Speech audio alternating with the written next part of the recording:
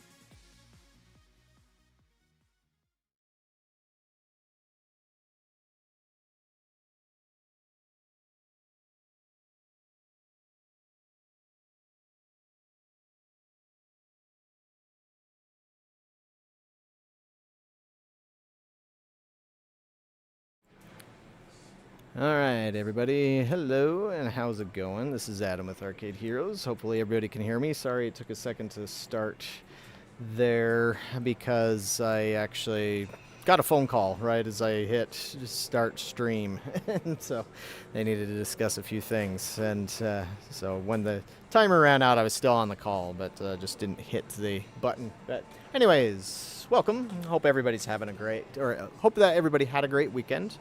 and hope you're all excited for the latest in arcade gaming. That's coming to Las Vegas, Nevada, at what's called the Amusement Expo International 2026. Now, if you hear people that have been in the industry for a long time talking about this, they may use different terms like the AMOA show or the AAMA show or the Spring show, stuff like that, because it's had that name in the past, but officially it's Amusement Expo International, but I'll just call it Amusement Expo, whatever. And welcome to all those in the chat as well. Sorry to hear that you can't make it to the show, Joe. I know that, or as we'll get into, so I've been attending this show since 2007. I missed it like once or twice over the years. And the times that I missed it, it was mainly because it's like, well, there isn't really anything new there.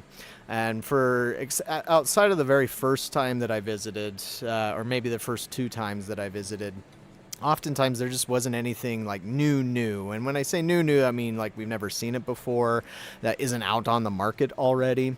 When it comes to stuff at IAAPA usually has a lot of the new stuff, but then a lot of that content will also be released afterwards. And so it's a lot of those games you can go out and find and play them in an arcade. And so that's usually why we don't spend a lot of time focusing on them, because we've already covered them to some degree. And again, they're out there.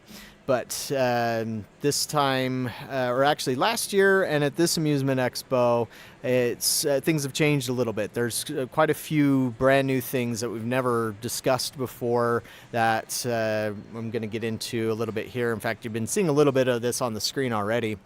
And so, as always, I'm going to cover the Arcade Heroes advertisers first, just because they're helping keep the lights on, so to speak, to the website by helping pay for things with their advertising. And so we have such as Blue Motion Games, and I know what it is, and we actually have a post. We're going to have an exclusive reveal happening on this on the 18th, which is Wednesday at 11 a.m.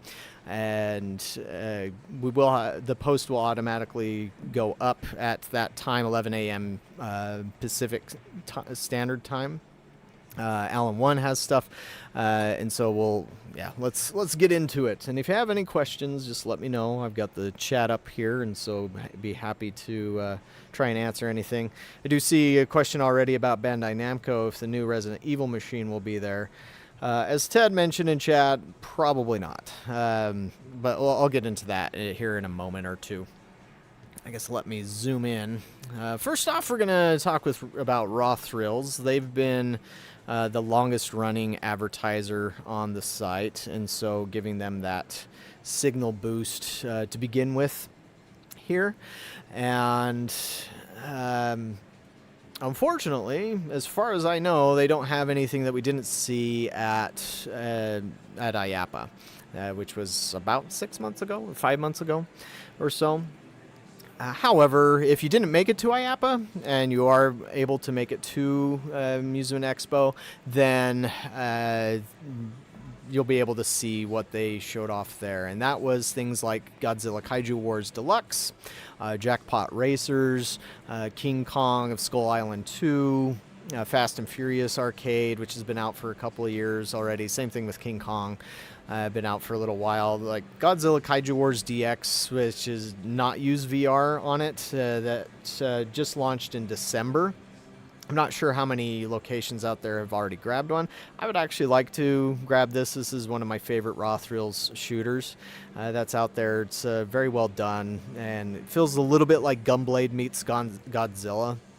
And so, and it's also a lot more affordable than the VR version of Godzilla, and comes with less of the VR headset headaches. As far as, I'm not talking about literal headaches there, although some people may experience those, like myself, but more along the lines of technically speaking, problems with the cables, or people thrashing the headsets and destroying them and making it so it doesn't work. Now, I know that doesn't happen all the time, and it's not down all the time or anything, but it's like it can happen. Happens far more frequently than the monitors dying on a machine. Here's the aforementioned Jackpot Racer, which is their latest Redemption game. and seeing them lean a little bit more into redemption in recent times. Like last year at Amusement Expo, that's where they debuted Top Gun Top Gun Maverick, sorry, as well as Wizard of Oz. And so this Jackpot Racer joins that crew, so to speak, of ticket redemption games. Now, this can be set to play without tickets, but that's primarily what it is designed for. Wizard of Oz, I think they said it could be played without tickets, but I just don't know why you would want to play this without those, because it just doesn't make a whole lot of sense. I guess it vends cards, but yeah, I wouldn't buy a Wizard of Oz and then set it to non-ticket play. That's just not sensible to me for how that game's designed. Now, Amusement Expo does tend to be a little bit smaller on the booth sizes and how much equipment is brought to those shows, so it is possible that some of these games like Superbikes 3 or Jurassic Park may not make an appearance. I'm trying to remember, Rothrills had actually sent out an email saying what they were bringing to the show, but now I can't remember off the top of my head what it was. Now, this is another thing in case you're new to amusement trade shows, Rothrills never has their own booth. Like, it's not listed as their booth. It's listed as Betson. And so, like, that's why you're seeing products from other companies there. 'Cause Betson is a distributor. They're not Rothrills themselves and such. But that's why that stuff was there.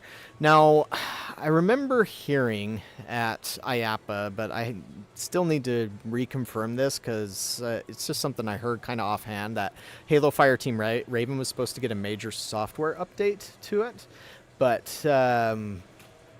just don't know if that was accurate or if that would be at the show or what might be happening there. So that's something I've made a mental note to re-ask Rothrills about to see, because if there was some new content coming to Halo, that could be cool. I mean, the game's been out for several years now, but doesn't hurt to have more new stuff added to it.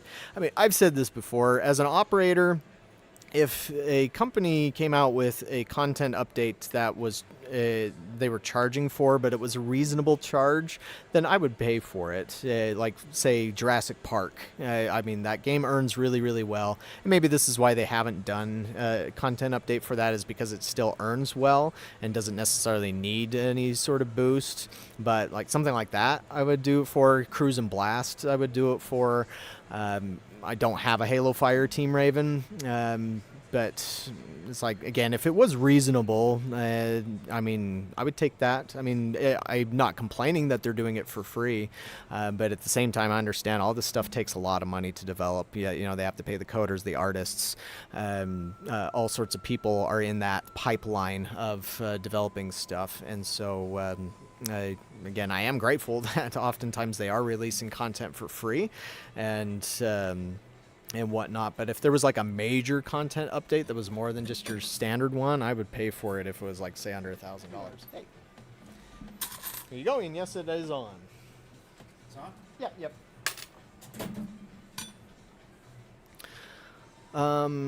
As I mentioned, Top Gun Maverick came out at Amusement Expo last year, but it had since been released, and so it had what we played at IAPA had all of the content, like the final levels on it, and the Kenny Loggins Danger Zone music and all that good stuff. And so you've probably, I wouldn't be surprised if you've played any or all of these that have been seen here.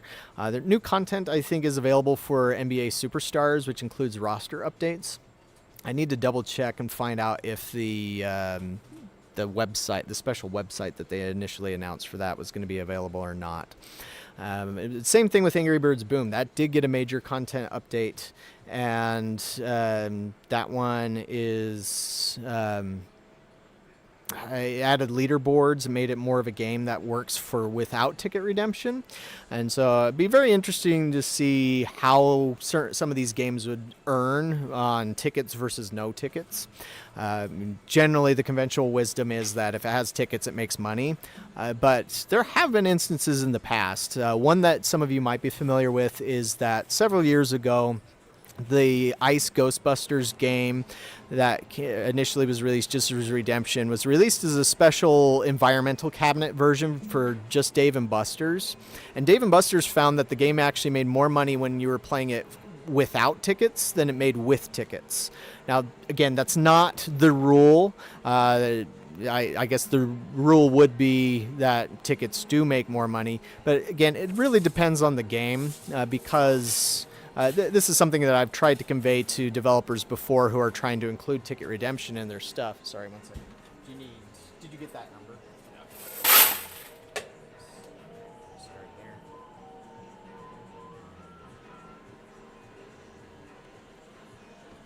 All right. Sorry, I'm at my arcade, in case I didn't mention that at the beginning, in case anybody's new to this here. As I was saying, slapping tickets onto something does not necessarily equate success.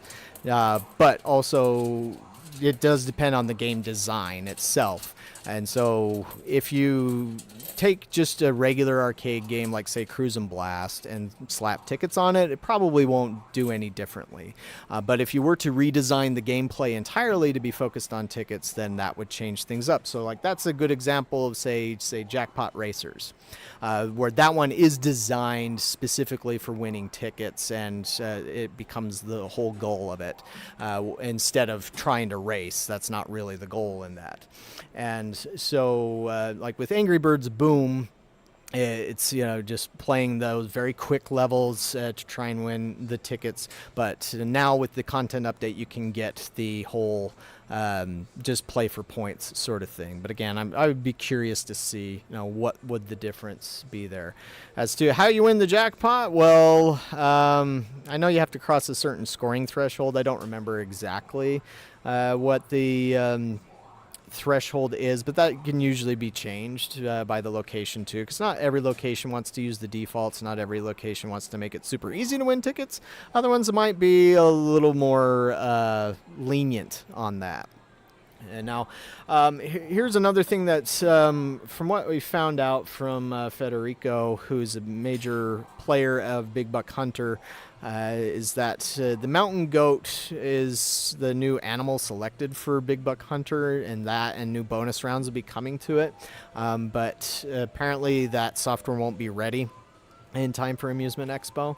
And so if there is anything about it there, I'll be sure to film it and everything. It's just I'm not sure for certain that it will be playable there.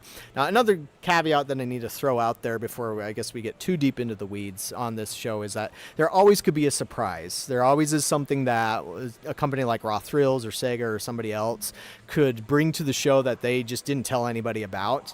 Now, sometimes the opposite can happen too, where they announce something and then there's a last minute decision not to bring it, or something happens in the shipping.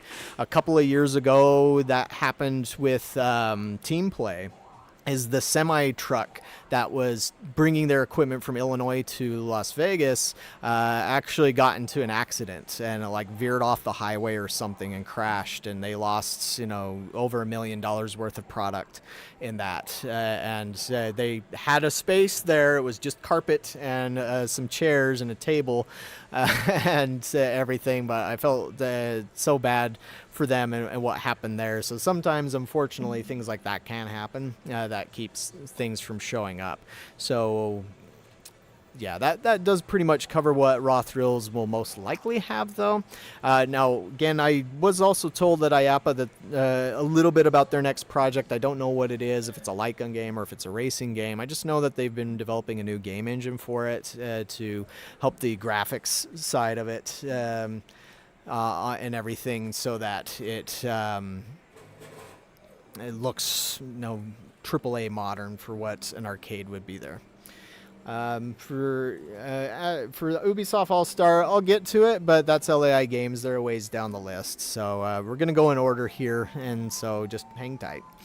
Next up on our list of advertisers is Touchmagics. They're based out of India.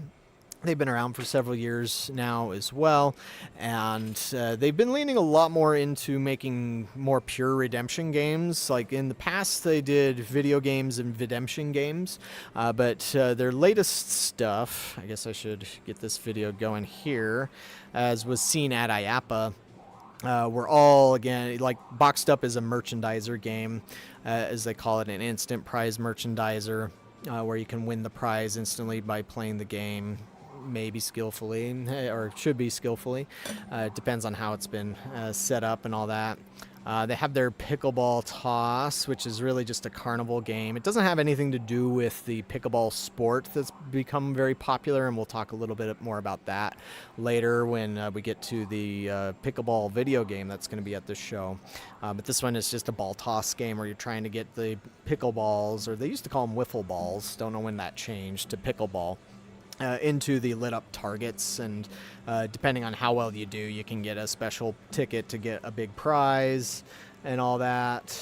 Let's see, and yeah, like I think I should, yeah, there's the location can choose to do regular ticket redemption with e-tickets or printing tickets. I don't know how many locations actually do printed tickets anymore, or you can do this large prize ticket to exchange it. Like I think if you get like 1 or 2 or 3, then you can get, if you get 3 of them, then you can exchange it for one of the big prizes and such. But again, nothing to do with the pickleball sport.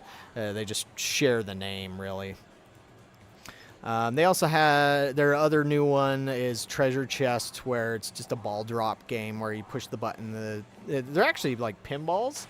That was a little surprising to see, but the pinballs drop down into the bucket and you just fill it up and you try and get all the lit up things there. Now, they also do have some other games. Those 3 that I just mentioned were their latest releases. Those were all released around IAPA time last year. They were all about the same price. But some of their other games, like you see here, Crazy Prize is to win these giant capsules. From what I've heard, this game's done very well. In the background there, you can see their Carnival Cups game. I think one of their other games, I show their other games here too in a second. Yeah, like they have got the Pudgy Penguins, Polar Challenge, Pop It. The Pudgy Penguins would be a redemption game. I thought they were going to do more with that license. At least that's what it sounded like when they first got it. But they moved on to other things. And then as it was asked in the chat here, here's the Bullseye Mania, which uses the Despicable Me Minions license on it too. And so again, all this was released last year and available. One thing I am glad that they changed on this is they turned the objects into soft bananas, soft darts, because when this debuted at Amusement Expo last year, they were hard, and so you'd throw it at the screen and make this loud cracking sound. You really thought you were breaking the glass on the screen. It was so loud. But that's what Touchmagics has. Next up is Alan 1. And so I saw, Joe, you mentioned that you wanted to see their games there. And so as I've mentioned, Alan 1 is from Utah, where I'm at. And so that's given me the privilege of being able to go and visit their factory at times and see what they're working on. Unfortunately, I wasn't able to go over and see the 3 new Atari Recharged games that they have in development, which well, yeah, here they are. Breakout Recharged, Caverns of Mars Recharged, and Yars Recharged. Now, I've also been able to play the software on these. If you're an Arcade Heroes member, I've posted videos of all of these except for Yars. I'll try and get to doing Yars today or tomorrow if I can. But those are members only videos, so you can see gameplay of the prototype versions. Aside from the fact that each of these has been redesigned, so they're not the same $10 game that you can get on a console. They've, as doing playtesting for them, there's some others that have been doing playtesting for Alan 1 as well, giving suggestions as to how to improve the games. I mean, where I've been able to have that, I guess it ruins my credibility to say what I'm going to say here about them, but I really do think that they play much, much better than the $10 versions. Now, of course, there's not a whole lot that you can change on, say, like Breakout, because it's Breakout, but it still has had some additions and changes made to it that just make it feel better, and it uses a spinner as well. Caverns of Mars uses a joystick. I heard that they were going to use like a flight stick, but I don't know if that actually got used or not. But out of all 3 of these games, Caverns of Mars is one that I've made the most suggestions for improvements on, that actually got applied. So I guess in that sense, you could say I've had some influence there on Caverns of Mars. But what I enjoy about that particular one is it plays a lot like a classic Atari game that I just loved. It was one of my favorite games of the 80s and one of my favorite games on the Atari 2600 called River Raid by Activision. And Caverns of Mars is kind of like a reverse River Raid. And some of my suggestions were to help it fall a little bit more into those lines than it already was, but while also restoring certain elements that existed in the original game that for some reason Atari, when they did the console version, just ejected them completely. And so a lot of that stuff's been restored. And like that's also happened on Yars Recharged as well. So like one suggestion that I made that they put back into it was in the original Yars Revenge game on the Atari 2600, which I also played a ton when I was a kid, and so I know this game very well. There was this homing missile that would always, it was just a little rectangle because the 2600 couldn't render things in a whole lot of detail, but it would chase you around the screen, so it always kept you moving, so you couldn't just camp out in one spot. But that was missing from Yars Recharged, and that has been restored. And so there is, it doesn't look like a rectangle, but there is this homing missile device that will chase you around the screen. It gets faster as the game goes on and all that. But one of the things that I'm excited to see in person with these, and actually you do see them very briefly. So there was a video that Alan One posted this morning that showed them loading up games onto trucks to take down to Vegas. And so like right here you see the Yars Recharged game, Breakout Recharged, and I think Caverns is in there somewhere. I guess I should have had this playing while I was yapping away on there. But what's very unique about these cabinets is that they use what's known as the Pepper's Ghost effect. And so if you've played, oh, and there's the spinner. That's actually the same spinner used on the Atari Pong coffee table and the Atari Pong cocktail cable games. Yars Recharged is a dual joystick game, by the way. So anyways, Pepper's Ghost. So you can kind of see it here, but they don't have it on. Okay, looks like Caverns of Mars does use a more traditional joystick instead of the flight stick that I heard that they might use. But you can kind of see it here.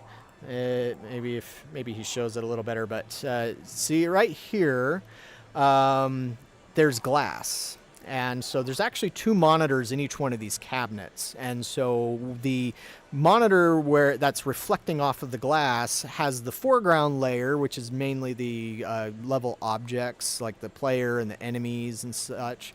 And then the back monitor is the background and like I think the score and things of that nature.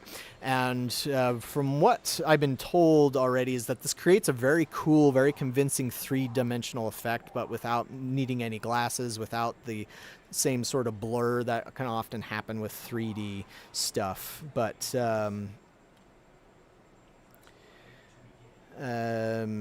so sorry, just looking at the chat here. Okay, so Mountain Goat for Big Buck may actually show up. Okay.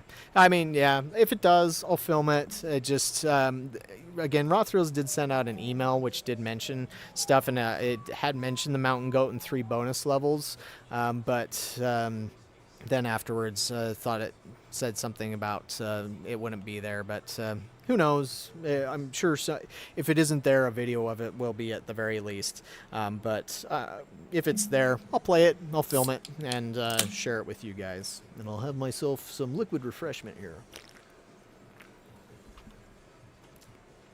But anyways, back onto the Alan One stuff. So Pepper's Ghost has been used in different cabinets in the past. Like if you've ever played an original Space Invaders, that used it. Because you remember it had like a moon drawing on it, and the Space Invaders appeared like they were floating in above the moon and such.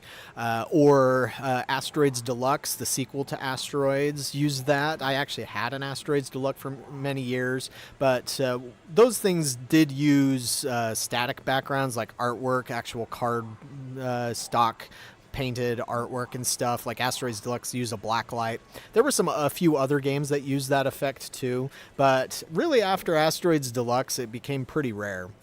I mean, it was already kind of uncommon even back in the golden days, golden age of video games. But after that, it was also pretty rare. How much? $25. Sorry, how much? $25. You going down to Vegas? Probably not. Should, but just, is that this week? Yep. I'm actually flying down tomorrow. But surprisingly, there's going to be a few more new things there that wasn't at IAPA. Really? But I'll send you photos and stuff. Yeah, there's nothing really for me to buy. So. Makes sense. You know? Yeah. Need the industry to be better for me to start buying more stuff. Right. Yeah. Anyway, give me a call if you have any problems. Okay. Give me a call. Can do. We'll see you, man. So that was an operator that I work with as well, but sorry, as I was saying, so the Allen 1 version of the Pepper's Ghost, it has been used once before that I am aware of, and that was in Taito's Wyvern F-Zero, where it did use CRTs in that way, where there was one in the back and then one reflecting off glass, and it created that unique 3D effect. It's just with CRTs, it obviously makes a very bulky cabinet. Now with the Allen 1s, they're using LCDs. They still had to bulk up the cabinet. Like the original Atari Recharge games were somewhat thin. They were like 29 inches deep, something along those lines. Whereas these new ones, I don't remember the exact measurements, but it's almost something like 6 to 10 inches deeper than those other ones were. But I think it'll be worth it on all that. And so very much looking forward to those three games just for that effect alone, and I think that's going to be used on all the remaining Atari Recharge games here on out. Now, as you're seeing in this video, there are other things that they're taking to the show. There's the Butts on Things cranes, and there's the new rubber ducky style. It uses the same materials, rubber duckies, which is like a variation of rubber. It's not like tire rubber or anything. But for the Butts on Things franchise, so they have those cranes, they have those new toys. They also have, I think you've seen in this video more than once, I think here he's about to get into using a drone.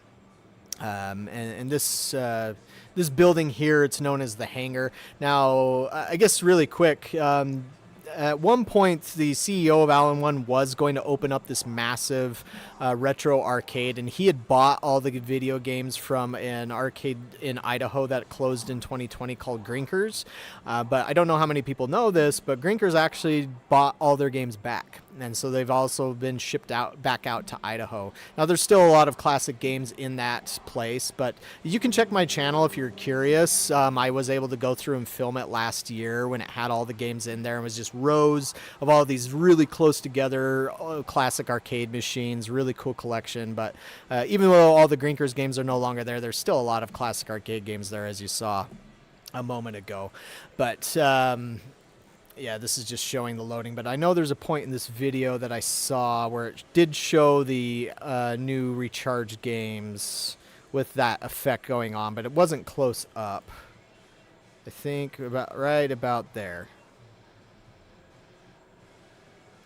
So it's kind of hard to see, and I also did see a video of this that somebody took and sent me showing, I think it was Caverns of Mars working with that effect, but it just, from a camera, the effect's lost. It's like, apparently you have to really see it in person, but like you can kind of see it there and whatnot, that of this effect going on. And so I will get video of this and impressions and all that jazz going on, but it looks like it's nice and sharp and everything for those two games. So again, that's what I'm excited about. They'll also have Dr. Pepper, Soda Slam, and Liquid Death there. There was talk of them doing a Butts on Things Redemption game that it was mentioned in the Replay Magazine article preview, but apparently that wasn't ready yet, so not coming. But yeah. Sorry, Ted, I didn't catch. What thing did you not know?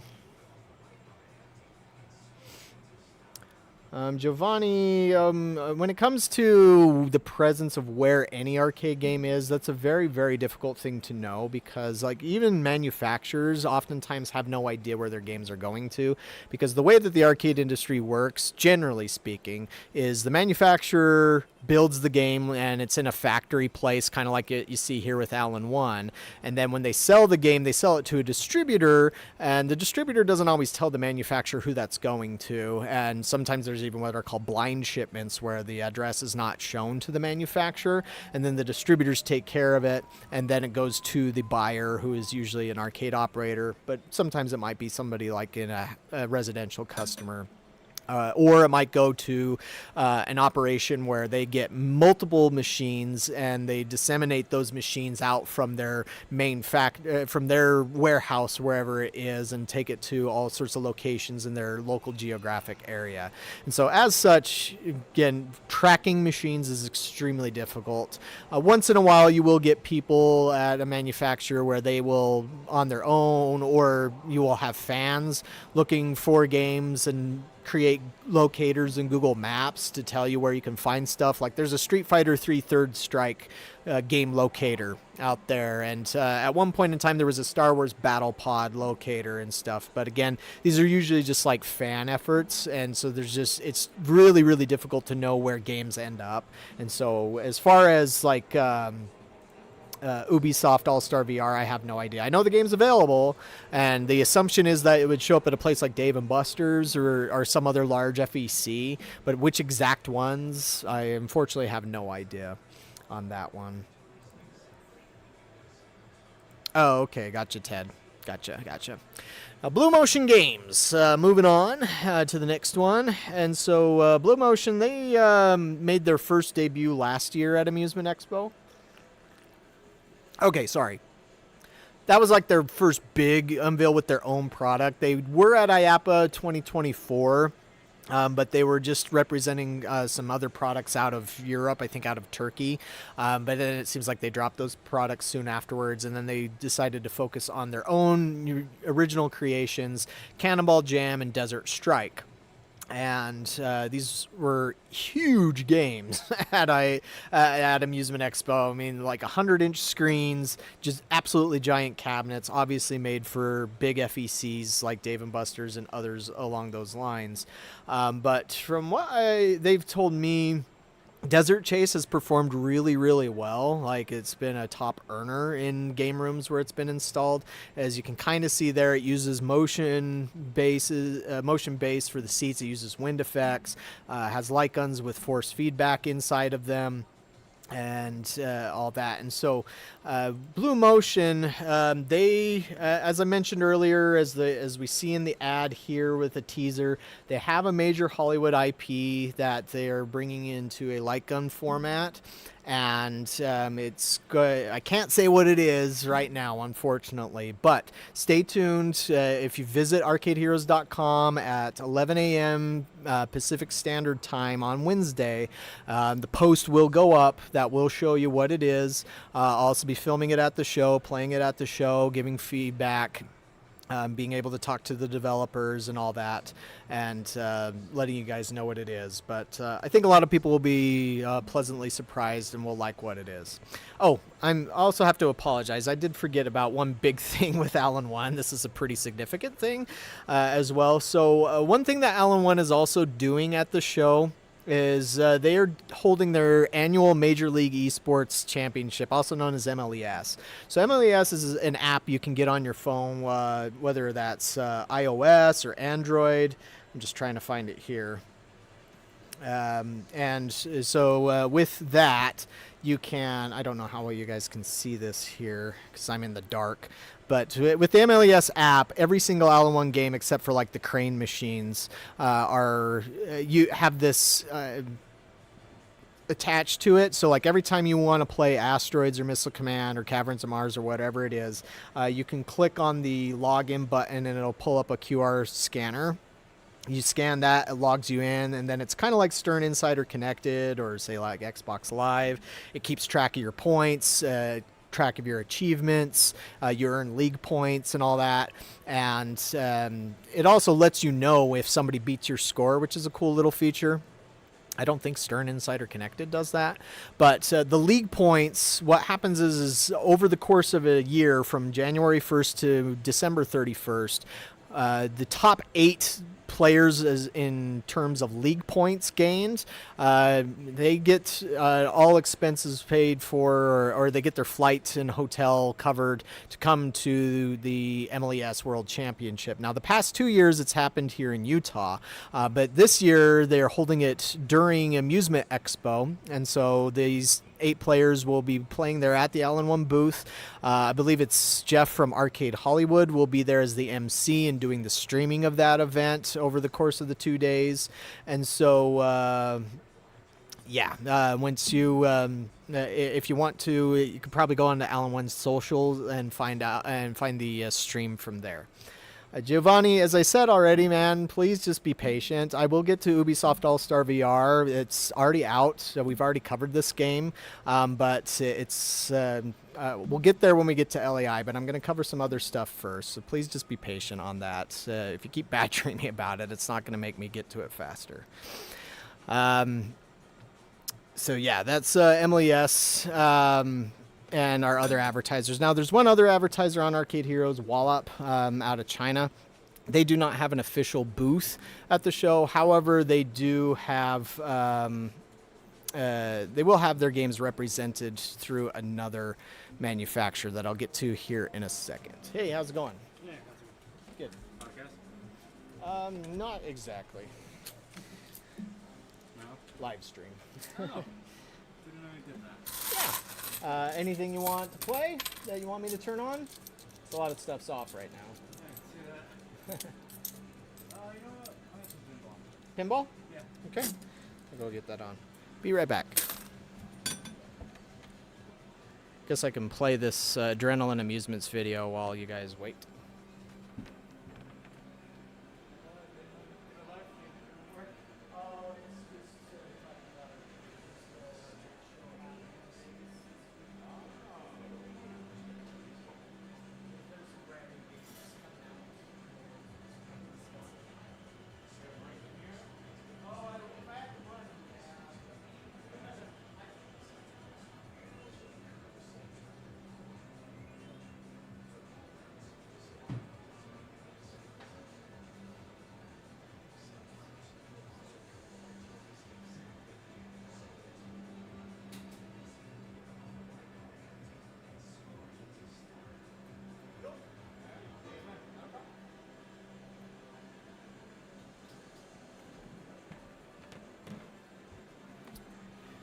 Alrighty, Adrenaline. Adrenaline's been a little strange lately. As at IAPA, they did have the new Back to the Future game, but it's still not been released, and not sure if it's just the licensor or what, or if it didn't test well and they decided not to do it. I'm not sure.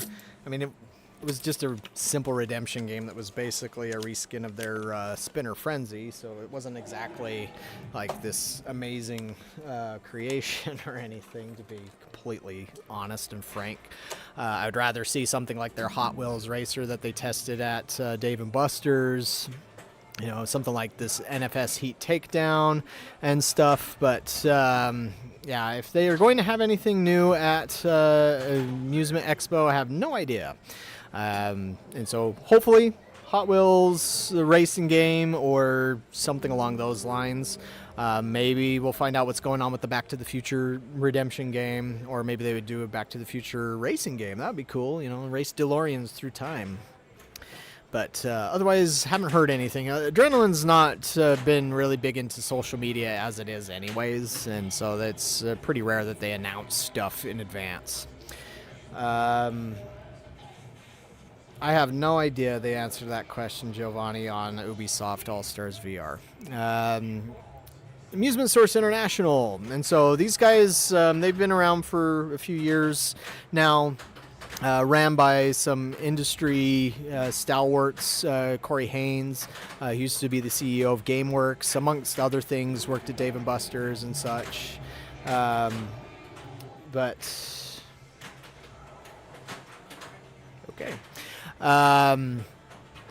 Amusement Source, they generally import new games in from China, usually, sometimes Europe, and represent those. And so they tend to represent companies like Wallop or Ace Amusement, sometimes Sunflower Amusement out of China, and some others. And they are actually the official representatives for Storm Racer 2 and Storm Rider X here in North America. And now, when they were at IAPA last year, they didn't have those particular games. They had a lot of their other stuff, which again come from different Chinese manufacturers for the most part, such as this Rooster and Bro 2DX Redemption game, which actually had some cool moving seats on it. And the gameplay itself was like, the attract mode wasn't a super high frame rate, but the actual gameplay was like 60 frames a second. Or there was this new challenger to Big Buck Hunter, Wild Hunting, which had a lot more voice acting in it, although might have been AI generated, I'm not sure. And you have limited ammunition on this one. There's no pump to reload. It's just be careful as to how often you shoot on that. And in this video, the kid decided to, he was chatting me up while I was filming the booth. That was fun. There's Skull of Shadow, also by Ace Amusements, which was kind of, this looks like it's a an answer to Dead Storm Pirates, but in actuality, it's more like a Jumanji-like gun game, because it's all set in modern times and stuff. And it like blends elements of skeleton pirates along with other creatures, like lizard men and stuff. So like I said, it's more Jumanji. Which you just wouldn't expect until you actually played it. This one, they actually have two versions of this Fortune Zombie Redemption game. The one that was at Amusement Expo was the 3-player. They also have a 4-player version, and I think I saw that they said that their 4-player version will be at Amusement Expo. Otherwise, they have a lot of redemption games, and they've been getting more into these vending machines, like the ones that print a phone case, print an image on a phone case, like put a photo of your dog or your kids or your loved ones on a phone case, like right there, or that other one that was on the screen a moment ago that was print out your own coin. They have a bunch of these merchandisers, and like I said, redemption games and such. But Balloon Fest, they said that would be there. But yeah, probably the two that will be paying the most attention to would be Storm Rider X, which we've not seen in the States yet, which is a motorcycle racing game, and Storm Racer 2, which I have video of that on the channel and play that. It's kind of like Ridge Racer a little bit, and yeah, overall it's going to be some cool games to have here, and it'll be interesting to see how they do at the end of the day. Oh yeah, and also one that I missed at IAPA because I could not find the booth was Trick Pong, which is a new video beer pong type game to compete with the likes of Jet Pong that Valley Dynamo has.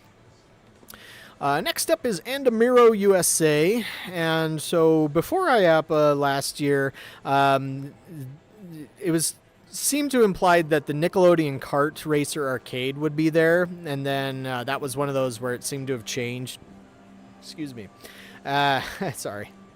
And so it actually wasn't there. Now, it actually is pretty rare for Pump It Up to show up at Amusement Expo. In fact, this image that I was sent by Andamiro as to what would be at Amusement Expo, notice it doesn't show Pump It Up. And so I would not be surprised if it's actually not there, as they seem to prefer to promote that more for their international audience, because Pump It Up does very well in Latin America.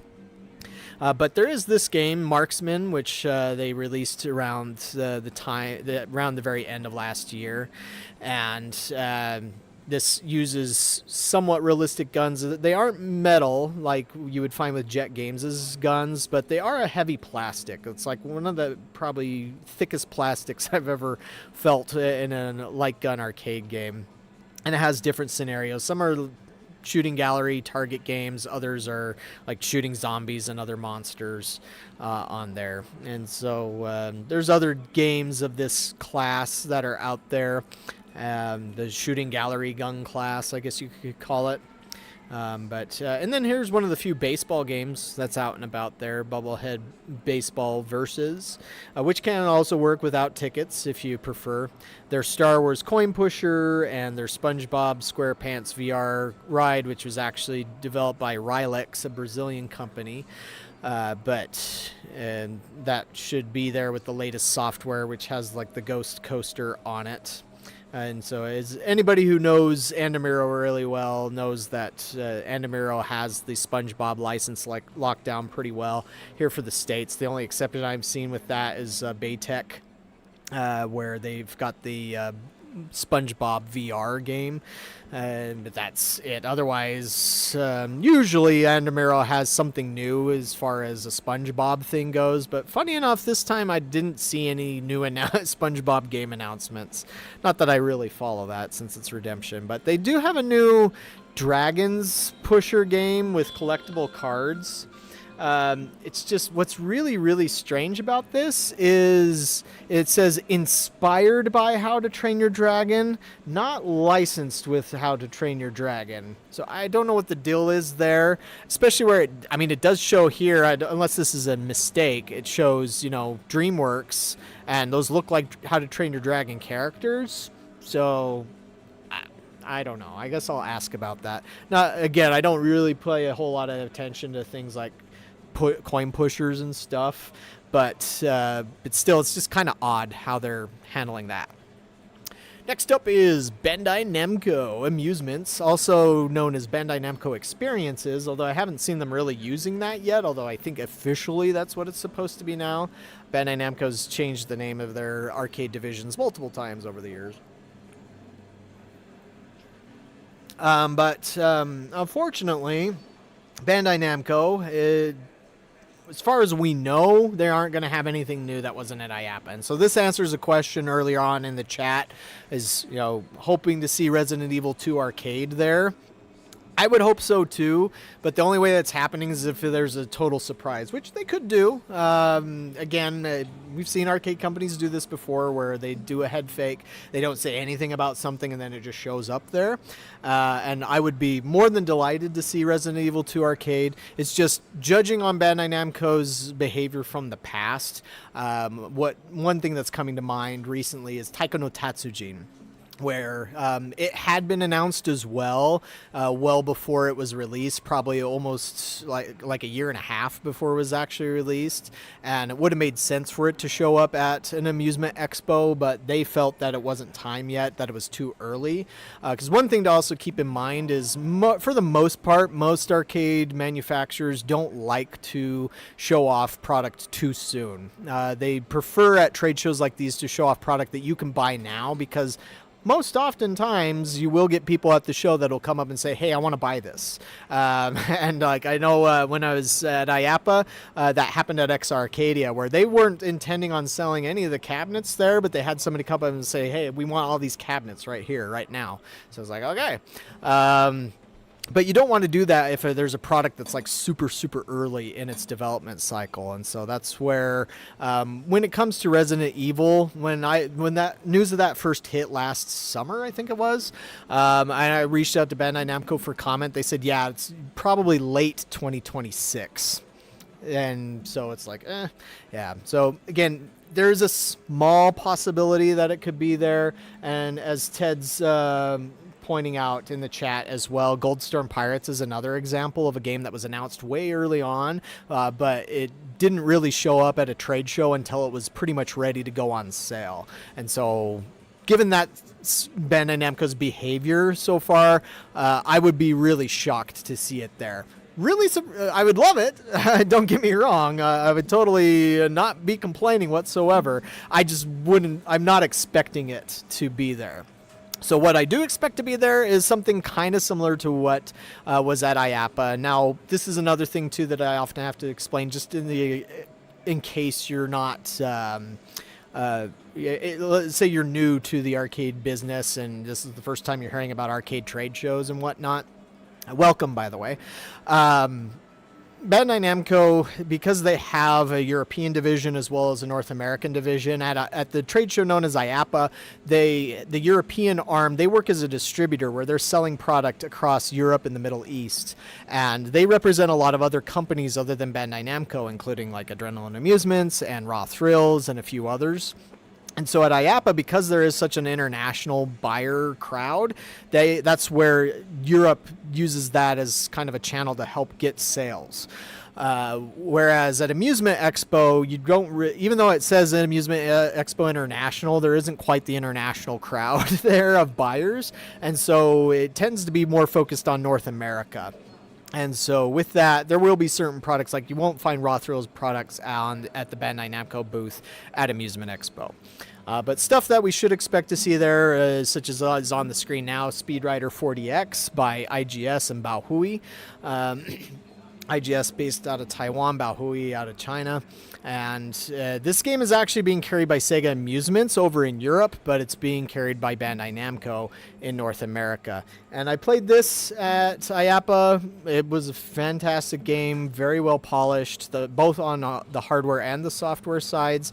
The most impressive thing about the hardware is that when you pull the brake, it unlocks the bike and it can actually slide, the butt of the bike slides, and that actually activates the drift mechanic in the game. And I wasn't sure how that might work beforehand, how it might feel in practice, but it actually was really nice. Thanks, Max. We'll see you. And these come as twin units, as they're called. So that's 2 units using 1 coin box. To essentially 2 player stations, 1 cabinet. You can link 2 twins together to get up to 4 players. Now, another thing that Bandai Namco will definitely be promoting at Amusement Expo are all their Pac-Man line of games, which includes like the alley roller that you see here, the basketball machine, the kiddie ride, the whack-a-mole, the junior basketball thing. I'd also expect them to have Super Wins Strike Hook prize merchandiser and such. But again, there is no indication at this point that they're bringing anything new to Amusement Expo. I would expect to see at least 1 Goldstorm Pirates there. Also, again, the Pac-Man Kiddie Ride. Probably a Taiko no Tatsujin unit there, which has been out for a little while now. And then just looking to zoom through the video, Jumpin' Jupiter, which is like the 3rd game in the Jump Rope Redemption game series. And then, so at IAPA, there was this game called The Future, which was there. But this was not at EAG, which was a trade show in the UK. For promoting to Europe. So I don't know if this is a game that's just supposed to be sold in the States, or if they've dropped it, because they were showing this one right here, this mini world motion, which is kind of like Minecraft, like the Chinese interpretation of Minecraft, with light guns and such. So I guess if The Future is there, then I guess that would indicate that it is an American release or America only release through Bandai Namco. But that's all we expect to see from Bamco outside of a big surprise. But again, if Resident Evil 2 is there, don't worry, I will cover it. I'll have plenty of video. I'll probably try and grab every single level that's available, but from my understanding, they only have 3 levels available.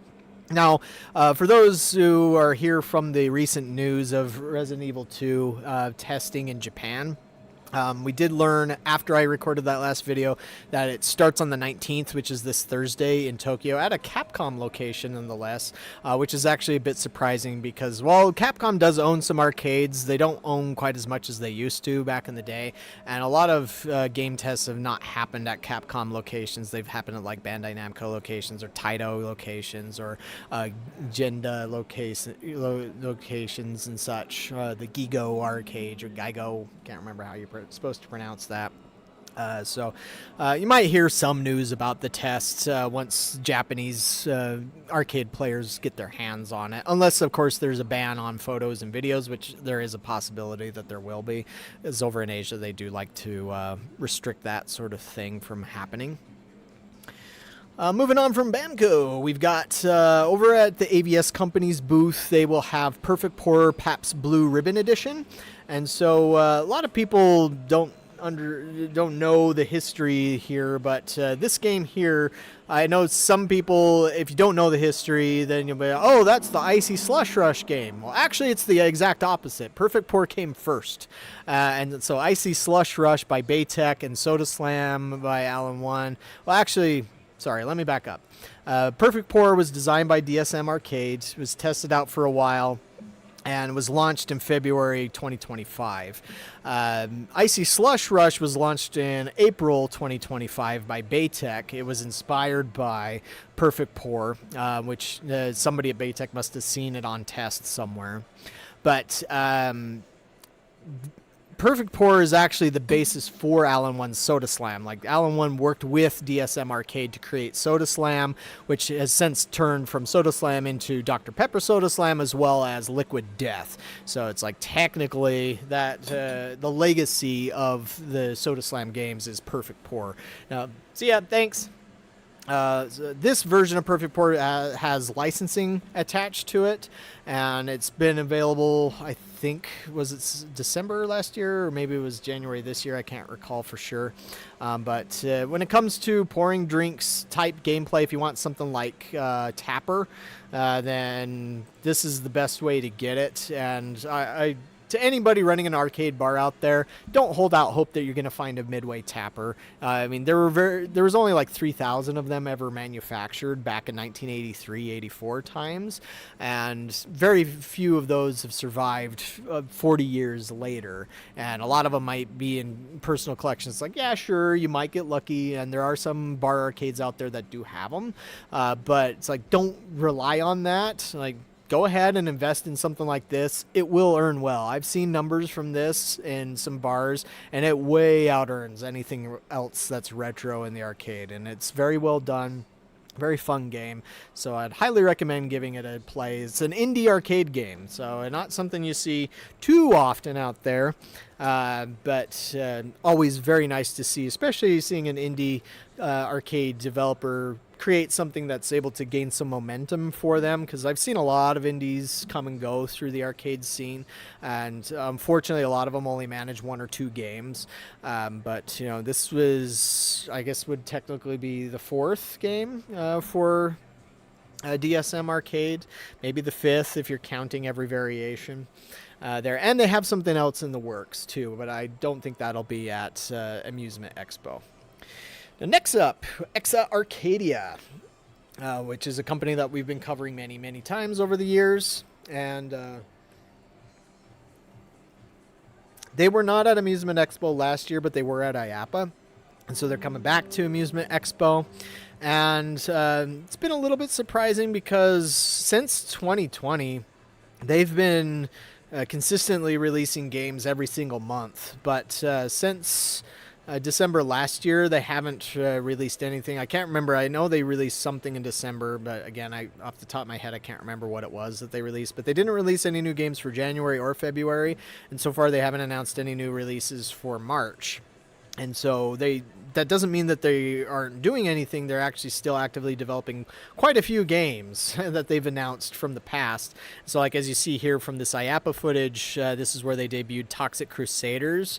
But this was a very, very early version, which didn't have a lot of changes made to it yet. In this cabinet here, I got to play that, but also they had Jitsu Squad featuring the Samurai Pizza Cats, which has been finished and available for a while now. I would expect to see Jitsu Squad at Amusement Expo. Don't know if the new version of Toxic Crusaders might be there or not. Sometimes in the past, XR has unveiled something at IAPA, and then they don't bring it to Amusement Expo, and we don't see it until, say, like the next IAPA or something along those lines. So it's amongst the games that were confirmed to me to absolutely being there, we have Hunter Nen Impact, Jitsu Squad featuring the Samurai Pizza Cats, Baki Hamna Blood Arena, and Chaos Code Nemesis Experiment. They also did mention that there would be several other games on tap, so to speak. I know in this video, which is a booth video, there's one point where I do show Hunter right there. And so this has been available since last year. Now, there are actually 2 games that Exa is going to announce at the show. And we will also have posts going up about these on Wednesday just as well. Both of them involve a license. One of them is a one-on-one fighting game. The other one is a beat-em-up game. But until that embargo lifts, I can't say what they are. But stay tuned to the site as well as to the YouTube channel here. We will have footage of those. That's one problem with drinking soda. I keep burping. Here on the screen there, the Baki Hamna Blood Arena. This was one of my surprises of IAPA. I was surprised at how much I enjoyed this game. It's like a very brutal punch out, like a very bloody, bone cracking, bloody punch out. And so that was cool to see. I'm not sure if that will be available. Probably here soon. And then they had these other cabinets had several shoot 'em ups in them, like Eartheon, Exalabel, Jam Jam and Jelly, Excelente, Cambria Sword, Another Cry, Bunny Bomber Blast, and all of those games are very fun, very good games that I suggest you try. And then they also had, let's see, Axel City 2, the big update to that, which added a lot of content, Chaos Code, Nemesis Experiment, Vanguard Princess R, and Demon Bride X again. And then they also had the first appearance that I had seen of their trackball controller, which uses Japanese trackballs, not something you come across too often here in the States, with the game Cyber Blocker R, which hasn't been released yet, and so looks like they're waiting on that one, probably for more games that would support the trackball before they decide to release it. But if you're not familiar with Cyber Blocker R, think Arkanoid Returns, just on steroids, so even more to it. Almost as like a shoot 'em up mixed with a brick breaker. And so that's what Exa Arcadia has, or will have, at their booth. Wouldn't be surprised to see some other stuff. But another thing too, if you're interested at all in Exa Arcadia, or if you're interested at all in fighting games, even if, let's say you're not interested in Exa Arcadia, but you love fighting games, pay close attention to the coverage that's going to come out of Evo Japan 2026, which is, I think, May 1st through the 3rd. There's going to be a huge announcement that Exa is involved with, that is going to bring some fighting games to the scene that I think a lot of people are going to be very excited about. And so, unfortunately, can't talk about it yet, other than just letting you know you're going to want to pay attention to Evo Japan this year if you hadn't already been paying attention to Evo Japan. I mean, if you're into fighting games, you are paying attention to that event anyways, but I think this will be big enough that even people who maybe not normally pay attention to that will have their ears perk up, especially some arcade operators. Next up, Incredible Technologies. They will incredibly have Silver Strike League Night, which is their sequel to Silver Strike X, their bowling game.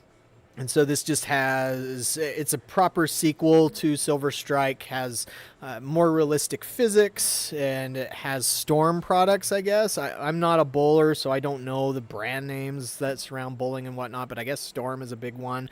And so their products are a part of this. And you have new arenas, you have Cosmic Bowling, you have different game modes. It was a very nice looking game.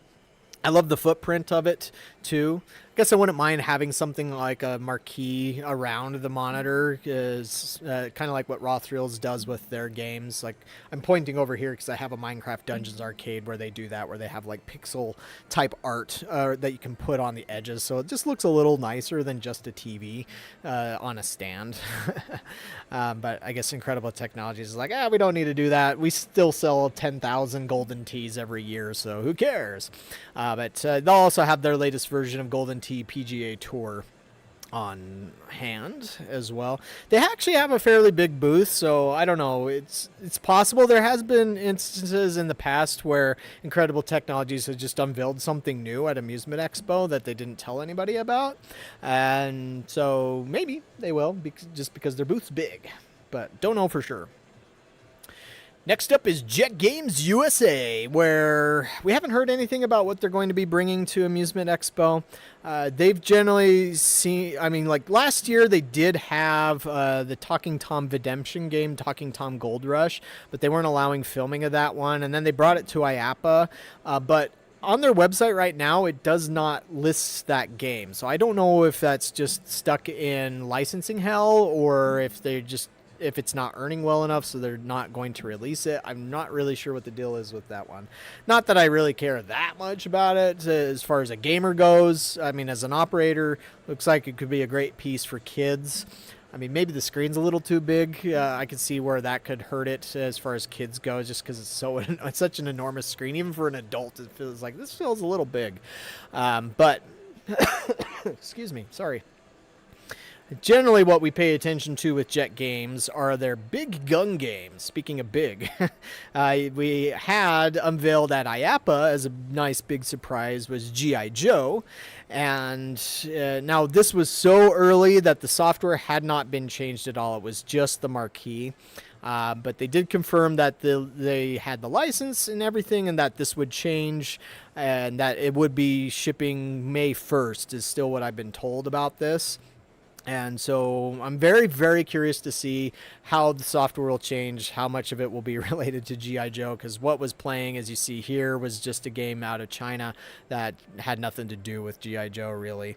And other than just a big mechanized tank sort of thing going around and shooting stuff. But that is, of course, the most impressive thing about this whole game is this huge kind of artillery cannon attached to the side, powered by an air compressor. And so Jet Games had done, like you see here, this is Mega Shot DX, where it has those rifles. Sorry, I guess I was focusing on that in the video there for a second on the Redemption game.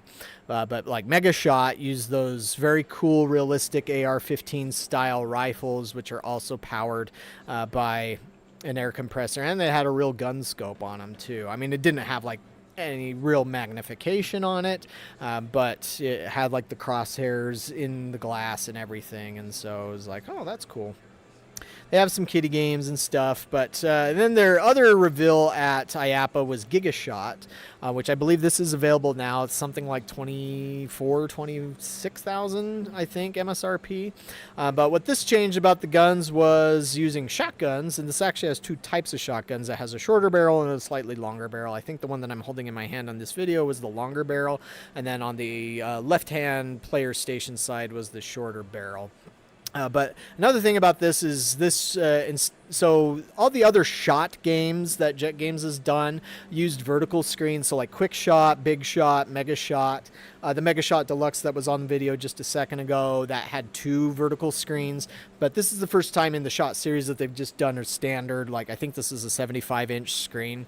But they also changed the software. So like the software between Quick, Big, and Mega Shot was virtually the same. I think Mega Shot Deluxe did have a more powerful computer to drive both screens, and so it actually had a higher frame rate. But otherwise, the software was pretty much the same. But on Gigashot, it's actually different, and so it has different scenarios, the enemies, like there's a dinosaur shooting level and such. Oops, didn't mean to do that. And or this one where you're shooting robots and such. And so yeah, that's all cool stuff from them. And here's Big Shot, as you can see that. And you may have seen these games out there already for the Mega Shot or Big Shot. I've seen them out there. There's the Talking Tom Gold Run game that I was telling you about. I guess another unique, unusual thing about it is it doesn't use like a trackball. Or it's an endless runner type game, but it uses a touch screen. And I'm guessing they did that because kids that would play endless runners would probably be used to touch screens. But and I was also surprised this had a gun mode, so it was like there's a shoot 'em up game built into this kid's cat endless runner game, and it's like, oh, okay, that was unexpected. That was kind of nice, I guess, to have a shoot 'em up instead. But the screen's so big, it's kind of hard to film, especially if you're filming one-handed. Like I should have just used my tripod there. And then in video games, the other thing that they debuted, so this Cyber Boxer is designed by a Polish company called Chris Sport, who I think were the original creators of the whole boxing machine concept.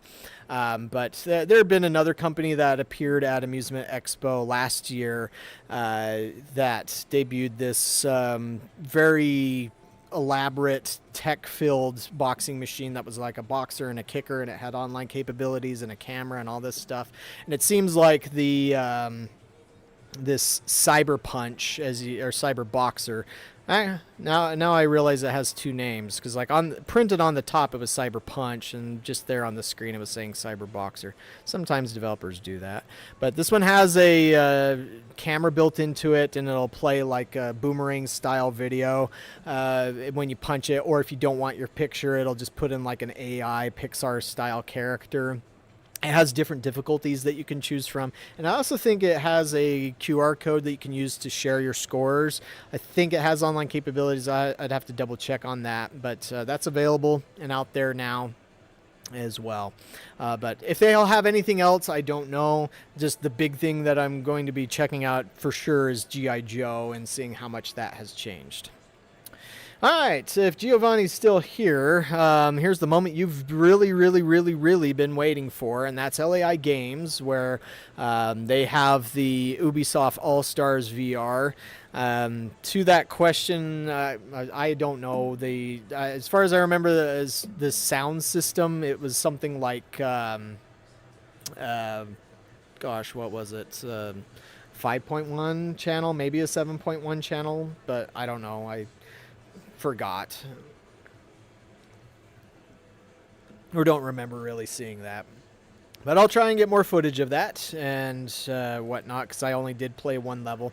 I mean, one thing to keep in mind, just being by myself at these shows, when there's a lot of new products, like at IAAPA, this was the most new product that I had ever seen at any of the shows that I've been attending in like 15 years.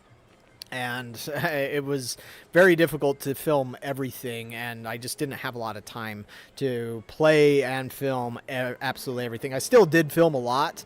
I think I got over 300 videos, but I just didn't have time to film every single game, like from start to finish and everything. There's only so much you can do on a trade show that big over the course of 3 or 4 days. But I'll see, as long as I have the time here at Amusement Expo, I'll try and get more footage for you. Here's Phantom Vanguard. So this is by Wallop and I think IGS as well. And if you were to create a Call of Duty style light gun game, this is how I imagine you might do it. Although what's most unique about Phantom Vanguard is that, as I showed here in the video, is that the guns work both as a tethered gun that you hold and just point wherever you want at the screen, and there are certain instances where you can put it into the mount and then it turns into a heavy cannon type thing, but you only should do that when it tells you to. Like, you can still use the gun mounted if you really want to when it's not saying to do that, but it won't activate like the heavy artillery when it's mounted. It's only when the software says that it's time for it. So that I need to double check and find out when exactly that's going to be shipping out. I think it might be shipping now, but I can't remember off the top of my head. There are, of course, the different coin pushers and such that LAI has, which tend to do really well. One thing that I'll need to ask about, because we only saw it here at IAAPA, but we haven't heard about it since, was this Soccer Rocker game that LAI was promoting. And now this is actually handled by, I think it's a company out of the UK called ESA. They already sell these, but LAI was branding it as more of an arcade piece that they were calling the Soccer Rocker, but it's not listed on their website and hasn't been mentioned since, so I don't know if they're actually carrying it or not.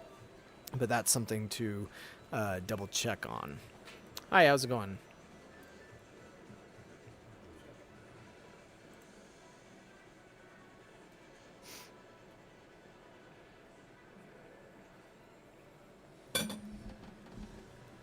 All 5? You stream now or what? Yeah. Here you go. No problem. Let's see. And then another thing that they have confirmed will be there is a hypergrid with the RGB LED tiles. And so this was something that was a bit of a trend at IAPA, as there was several companies that had their take on this sort of idea out there. Although if I'm understanding correctly, the World of Games, or FOG Gaming, or Future of Gaming, are the originators of this concept. And so there's multiple games that you can choose from and play, and they're made for multiple players. A lot more fun with more than one person. Just obviously have to be mindful to not run into somebody else while you're running around trying to get to the like the blue tiles are generally like diamonds or something, and the red are lava or something like that. Kaiju Rampage Unite should be there, and I believe this is shipping now. It's just a 4-player upright version of Kaiju Rampage, also known as Monster Eye 3 outside of the States. And then the one that Giovanni has been waiting for, the Ubisoft All-Stars VR, should be there as well. I'm not aware of any content updates to this. As far as I recall, it's got the 3 ride levels. It also has this controller where it's a hybrid driving and light gun controller.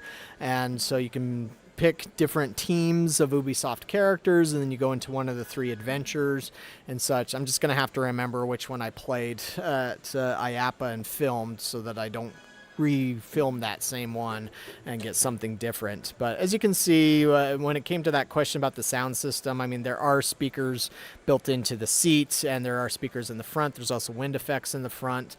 These curved LED screens are really, really impressive, and it links these two together. So like if you have 2 units that where you can have 4 players participating in the same time. During the attract mode, it will show things across the screen, kind of like the old Daytona USA did. Very, very impressive sort of thing. I kind of wonder if one day they might do like a non-VR, kind of like what Raw Thrills did with Godzilla, and if they would do a non-VR version that just instead turns the seat around and puts you in front of that giant curved screen. That would still be impressive. And then last but not least, you have Cyberpunk 2077 Turf Wars, which last year an early prototype of this debuted at Amusement Expo 2025, but it was missing a lot of stuff, missing a lot of polish, missing elements from the Cyberpunk game. And they took that to heart, and those things were implemented. And so the version that was available here at IAPA did have those Cyberpunk 2077 backgrounds and missions and voice acting and stuff like that integrated into it. And so it felt like a complete game this time, as opposed to being a prototype. And I didn't have any problems with the guns, with the jams, or anything like that. Like, there did come across that once or twice at Amusement Expo, but again, the IAPA version was the production version, and so much more polished and all that. This has 3 game modes in it: the story mode, the sniper mode, and the versus mode. Sniper mode's kind of tough because you have limited ammunition and limited targets to hit, but definitely puts your skills to the test. And to me, what I like about this is just using the technology in a way that's just something you can't get at home. But I know a lot of Cyberpunk fans wanted something more like Phantom Vanguard, a more traditional light gun game as opposed to a shooting gallery game. Asphalt Moto Blitz, I don't know if that will be at Amusement Expo or not. It's appeared at Amusement Expo in the past. But again, we haven't heard anything new announced from LAI Games since the IAPA time. So not sure if they will have something that we haven't seen before or not. Next up is Paposhot. Now, Paposhot, they are the creators of the whole idea of the basketball arcade game, originally developed back in 1982. And for a long time, they did actually have a coin-operated commercial version of it. But then around 2000 or so, they stopped doing that, and they just made them for homes. But it became a home name, and back when I sold arcade machines, I'd occasionally get people saying, "Hey, I'd like to buy a Paposhot." And it was like, at first, I didn't know what Paposhot was when I would get calls like that. I was like, "What are you talking about?" Basketball machine, okay. but like it actually is a brand. And last year we saw the release of the Paposhot Elite, and they have a much bigger booth this year. So I assume they'll have a lot more machines. As I've talked with Ryan Cravens, who's at Paposhot, he's been saying this has been performing exceptionally well at any venue where it's been found. It has online tournament features built into it, and they're also very, very good about keeping up to date with actual events going on in the basketball world, not just NBA, but also the NCAA and other things that are going on there. And so, yeah, and here's where it has the QR code scanner and such. So I wouldn't be surprised if they have a tournament going on at Amusement Expo. And so when it comes to, if you have like a smaller location, I would say, why not go for one of these? They're also pretty inexpensive compared to some of the other basketball machines, at least last I checked. Yeah, and I actually asked Ryan Cravens about that, because Ryan actually had been at Stern Pinball before he went over to Paposhot, and he was at Stern when they did the Insider Connected, but he said no, it was actually developed by Paposhot before he joined, and so it was just a coincidence that it had that system in there. And so, but still, it's a good idea. Everybody has a smartphone these days, so might as well have something that works with it.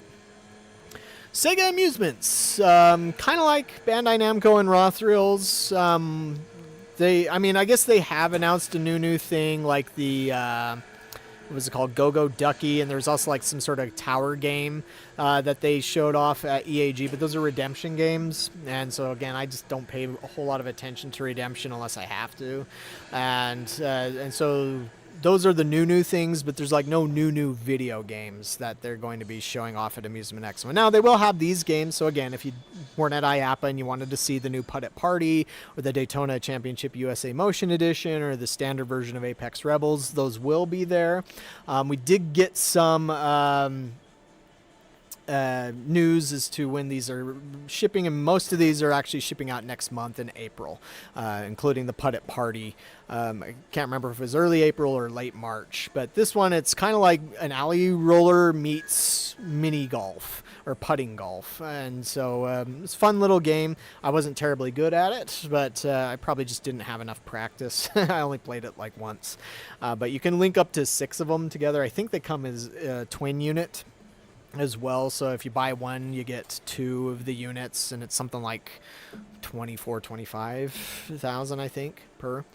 There's My DX, of course, which was just updated to the latest Circle version. Unfortunately, when I was filming here, the 1 unit had gone down, but that was just like the last day of the show. It was working all the other days of the show, but from all reports that I've heard, MyMy's been doing really good. I actually have a MyMy here. Not the DX version, though. It's a local operator who has the game, and he just actually upgraded it with online features, and so it works with the amusement cards now. And in fact, he just brought me some cards today, and so I mean, this won't matter to any of you unless one of you guys live here in the area where I'm at. But I have these new Amusement IC and Bana Passport cards. And so they actually will work on Maximum Tune, and they'll work on MyMy. So that's kind of cool. The MyMy DXs that are out there, they have the latest Circle software. They'll also work with those Amusement IC cards and stuff. And yes, they do look like a dish. They look like a front load washer. That's always the joke ever since it came out back in 2012. And I've even heard that as I've had people walking in front of the store here, as people say, that looks like a washer. It's like, yes, but it's a fun washer. And so, yeah. And I guess it will be getting to Canada. I mean, as far as I know, I don't know that if there's been any restrictions on Sega selling it into Canada, it's probably just dealt with the online portion of it, maybe the licensing and such.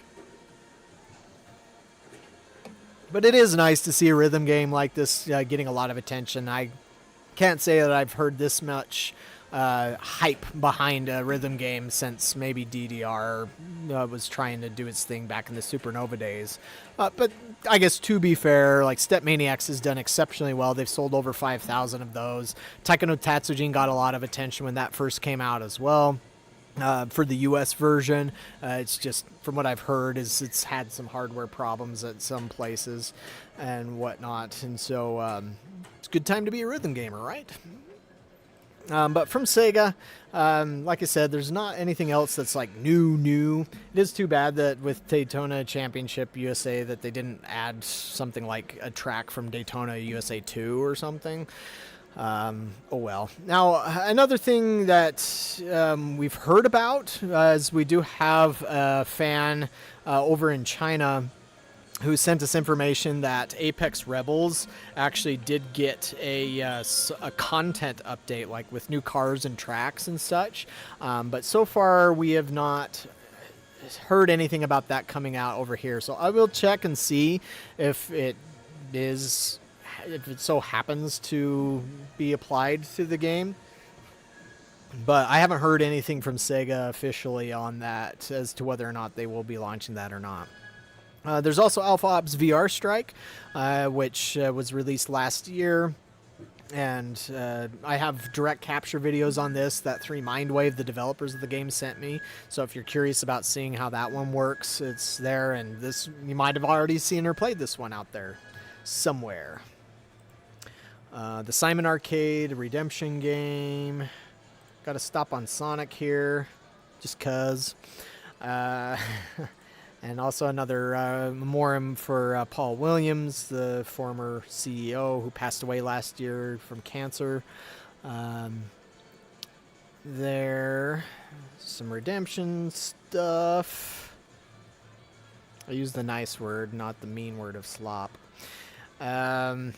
Oh yeah, Sub Soccer Arcade, that is available. It's been available for a little while now, and that's officially through Sega now. They also have the single version of Hypercross, which is a snowmobile racing game by Bao Hui. And so if you're into snowmobile style racing games, Sega has that one out for you. I think it's the only one on the market right now. And yeah, just some other their sports content. So yeah, that's Sega Amusements. Again, I don't really expect a big surprise out of them. Would be nice, but yeah, like I've heard people still bringing up, oh, where's Outrun 3? Because like back in 2016, Paul Williams had done an interview where he said he wanted to do Outrun 3. It's like there are problems with getting that done. Obviously, we're 10 years later, and there's not been any word about an Outrun 3. So yeah, I don't know that that's going to ever happen. It'd be nice, but maybe Outrun 3 will become like Half-Life 3. And just one of those myths that go into legend. All right, next up is Stern Pinball, which as far as we know is the only representation for any pinball that's going to be at Amusement Expo, which has become kind of the norm. Back in the day, I'd say maybe 8 to 10 years ago, there were there were more companies representing pinball, like Jersey Jack would go to Amusement Expo and American Pinball would go to Expo, but both of those companies have since stopped.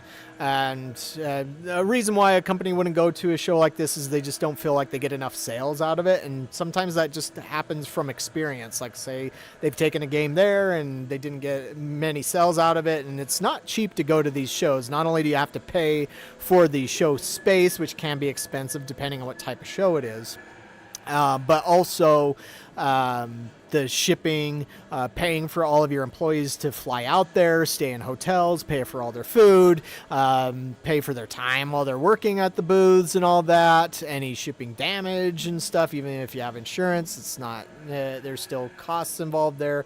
And so, yeah, you have any company that goes to a show has to weigh things and make sure that it's worth the cost of going there. Now for Stern, it obviously has worked out really well to do that. And here's George Gomez, the VP of Stern Pinball. And a moment ago you saw Jack Danger, who was the original designer of Pokemon, but he had to leave Stern for personal reasons. George picked up the design and finished it up there. I don't know what level or percentage are there as far as what went into the design and all that. But yeah, Pokemon, I've already heard from an operator out in Wisconsin that this is the best earning pinball machine he's seen in 25 years. And it made him $70 in a day. And so I'm actually looking at getting one of these for my own location. Probably not a premium, just because as I've learned, premiums just don't really make much more money or any difference in money at all versus a pro. Now seeing the pro, that they're playing the limited edition here, which uses the same playfield and toys on the playfield as the premium version. But I see that like the Meowth toy, the balloon toy there that comes down in the center, actually bobs back and forth. It has the whirlpool down in the lower left-hand corner, the moving Pikachu head. That's pretty cool. Just like when I first heard the rumor about this like 3 years ago, I instantly thought this could become one of the biggest pinball machines in history if it's done right. And so far it sounds like it's hit that. I haven't heard anybody complain about it.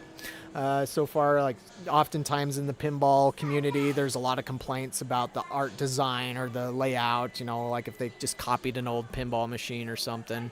But yeah, it's looking like this is doing really well. I've got some customers here, so I'll let you guys watch this, I guess, unless there you go off somewhere else. But good, how are you? How's everything work here? Is it We like just use quarters? tokens. They're the same cost as quarters. Oh, okay. A lot of games are off to save power, but I can turn on anything you guys want to play. Oh, okay, for sure. You Would I can be able to use- hold this back here just Yeah, for sure. safety measures? Yeah. And then I'll probably take. Can we do 280? So $40? Yeah, Okay. Thank you. I appreciate it, brother. Sure. You having a good day so far? Yeah, how about yourself? So far, so good. Good. Well, it's supposed to be even better now that you're at an arcade, right? I had to bring the little ones out, Sweet. Yeah, absolutely. So there's 20. Thank you. You're welcome. All right. And I will go turn on more games for you guys since you'll obviously want to be using these. So it'll be just a moment. Just don't put coins into anything that's still starting up. Wait until you see gameplay on this. Oh, okay, for sure. Here, Jay.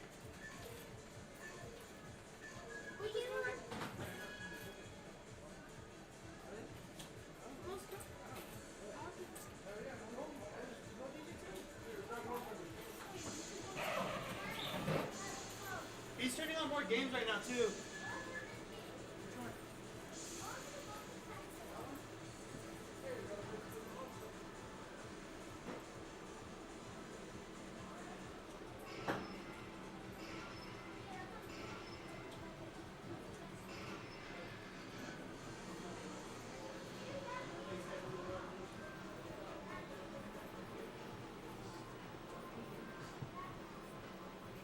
You don't play it?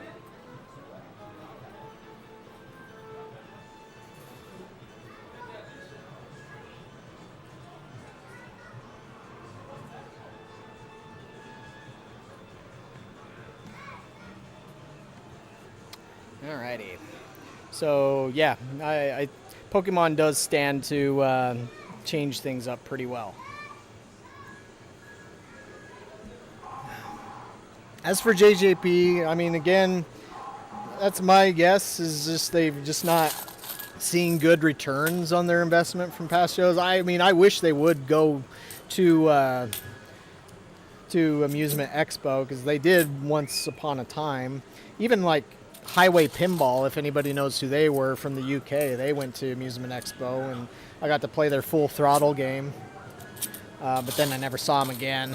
And it's like, to me, for all these companies like Spooky and American and whatnot. I mean, American's been there in the past, but of course they've been having a lot of troubles lately. They do have new management, new owner now. I know they're going to the Texas Pinball Festival, but it's like I do think that they would be better served by going to places like this. I mean, sure, or events like this.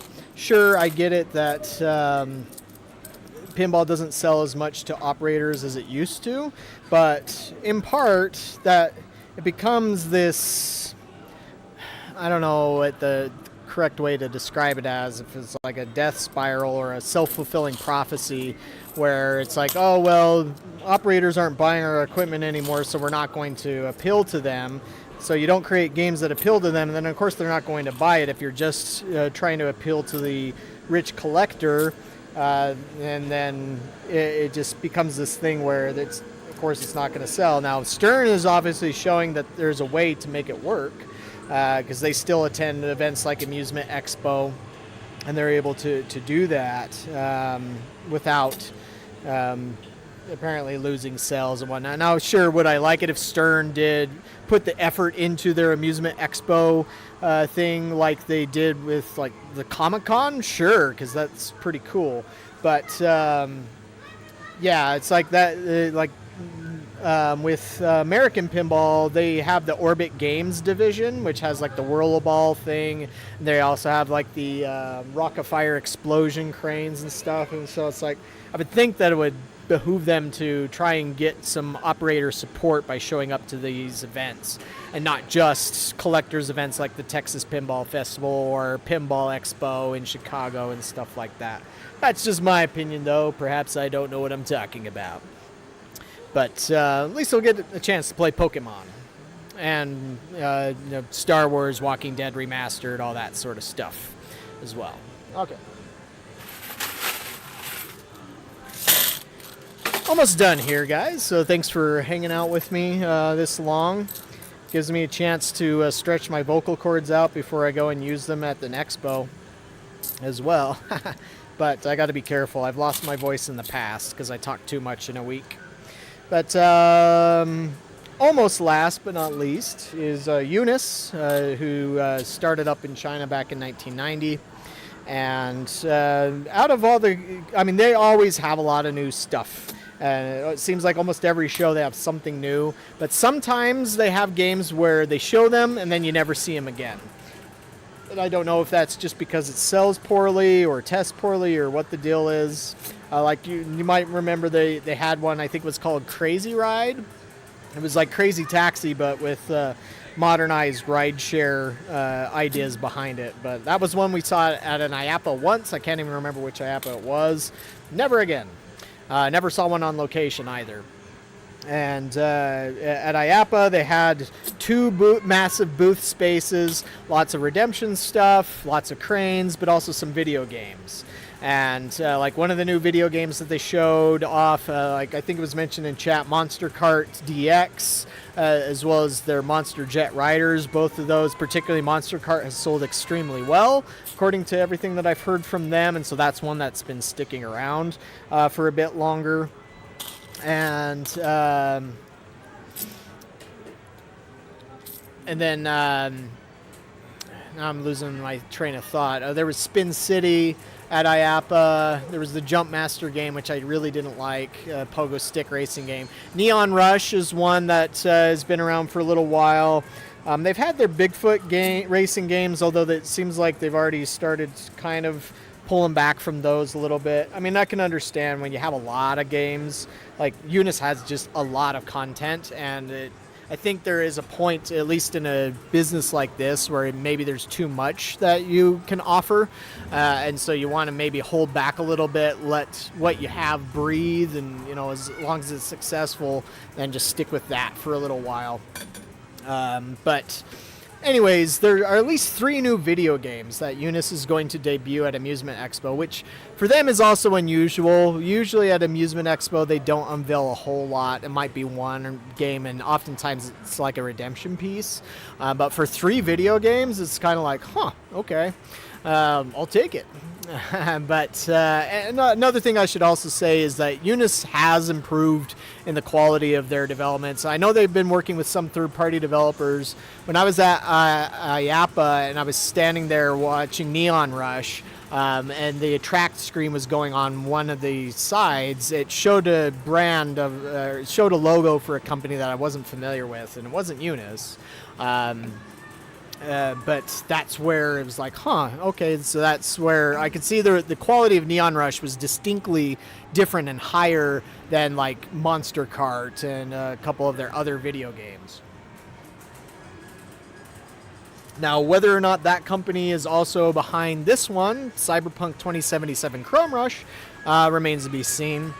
But this is something that did surprise me. I mean, I mentioned in the other video I did about this the other day that Unice has been doing more and more licenses. Not everything they do is licensed, all the stuff that I just mentioned didn't have a license attached to it. But this is arguably the biggest license that I can recall them grabbing. I mean, they did Wicked Tuna, but I don't know how big of a license that really was. I mean, and Bigfoot, of course, was a license as well. They've done the emoji license.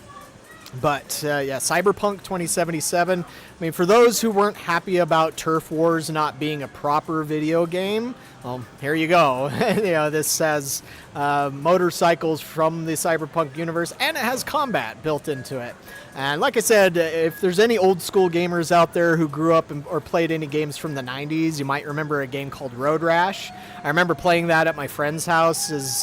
He had twin brothers, and they had a Sega Genesis, and they had Road Rash on it. And I remember that being so cool, just the thought of me of, beating people up while you're riding a motorcycle.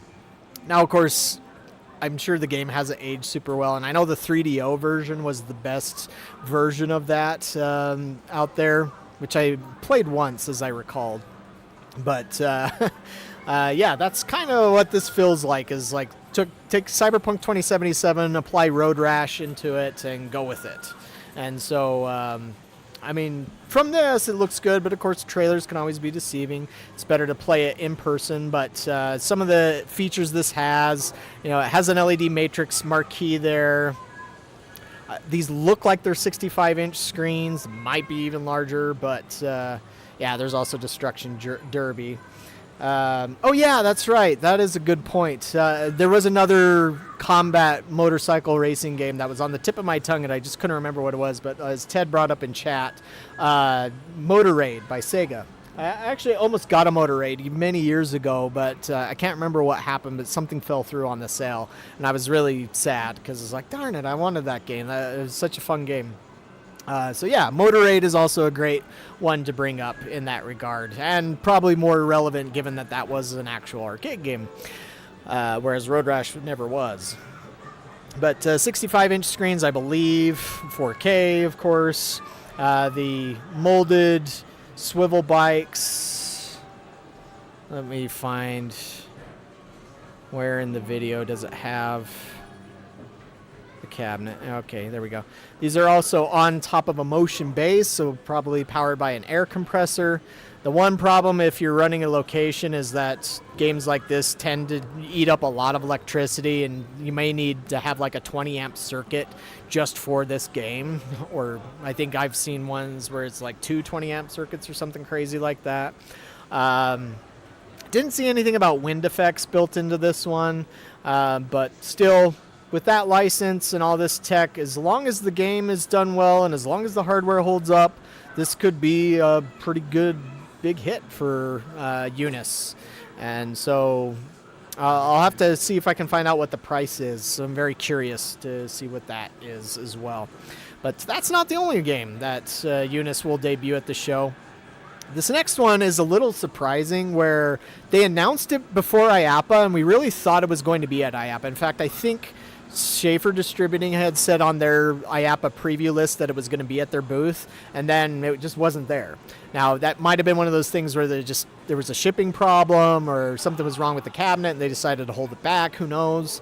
But Ski Hero is the first skiing game we've seen in a little while. I want to say since Super Alpine Racer, which was, 2014, 2015. and using not quite the same type of ski platform that we've seen on stuff like Alpine Racer, which had like individual swivel foot mounts. This looks more like it's one single board instead, but there you go. Portrait style, vertical gameplay, get to do tricks. Looks like it uses cell shading as well, which I can't remember the last time I saw a game using that. It's been a little bit. I mean, I'm sure there's something on Steam that uses it that's recent, but there's too many games released on Steam to play them all. But yeah, this should be there too, so it'd be nice to see that finally. And then the third one is one that for a while, or some of you might remember a little while ago, I did this preview for a game that hasn't been released. The Food Flight Frenzy, where it was being developed in Southern California, and the guys used the Microsoft Azure Kinect sensors to be able to precisely detect where a person's body was at and what movements they were doing. And I remember kind of joking with them because it was at that time, it was like 2023, there was already a lot of talk about the pickleball sport was one of the fastest growing sports in America. And it's like, hey, you guys could totally do a pickleball game with this. And they're like, yeah, maybe we could. But there are some pickleball games on Steam, only like 3 or 4. But now it'll come to arcades, and it uses something that you would compare to like a Wii remote.